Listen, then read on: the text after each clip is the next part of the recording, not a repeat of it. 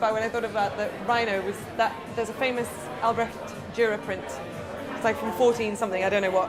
And that sprung to mind, and then I had a load of other little ideas, but that's one that stuck. So I painted him sort of as like a homage, I suppose, to this Dürer etching. And it's sort of before they knew what rhinos looked like, really, so it's this mad armour-plated looking creature. So that was the inspiration. I think anything that brings people here is a good thing, and it's nice to see public art because Chester could do with, as far as I'm concerned, as much art as possible. And I think it's just a conversation point, and it's a nice way to walk around the town, and I think it's a good thing.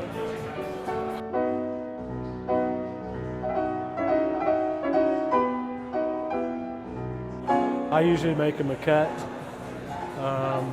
like most sculptors do, which is probably about, for the Rhino, say 9 inches by whatever, 7 inches high.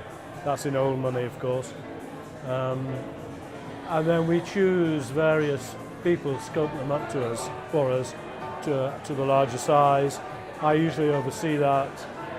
Then we have molds made from that, which are then cast, and fiberglass reproductions are made from them. Hence the Rhino you see on the street outside. So that's basically the process, yeah. Well, I think it's apart from the message that we're trying to portray, I think it appeals to, it's a fun event, it's not high art, it's art that appeals to children, and through children I think they bring in their families. That was particularly so, I think, in the Superland Banana event, where it attracted a lot of attention. Very family orientated.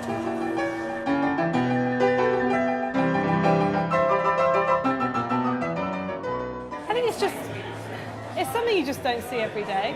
You don't walk down the street and see a massive animal just stood there that's decorated normally in pretty incredible designs.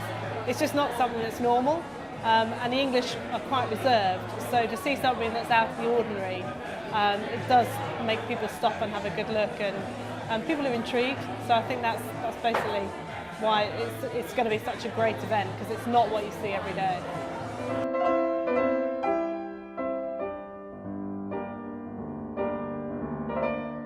Yeah, very interesting question. I was thinking about that before. I don't know whether it goes back to, humans are naturally interested in art and animals. It goes back to some cave paintings, thousands of years, 20,000 years ago.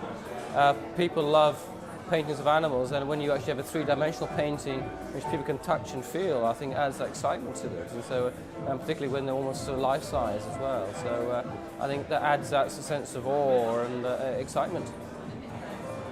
Whilst projects like this have been done before, it's still it's proven, it's still very imaginative, and this one's been quite unique in that it's linking an animal species which is connected locally with an internationally recognised institution, Chester Zoo, with a public art exhibition. So it's quite unique in that sense, and the money's raised from, part of the money's raised from the charity, the auction at the end, will actually go to the conservation of the species, which is part of the exhibition itself. So it's quite unique from that point of view. And the rhinos themselves are very enigmatic animals. I mean, there's sort of a otherworldly sort of view about them. They look different, they behave very different, they're very secretive, particularly the black rhino, a secretive animal. And so they've got that sort of depth to them, which other animals don't have. And the key fact is they're critically endangered. The black rhinos, there's only 4,000 plus left in the wild.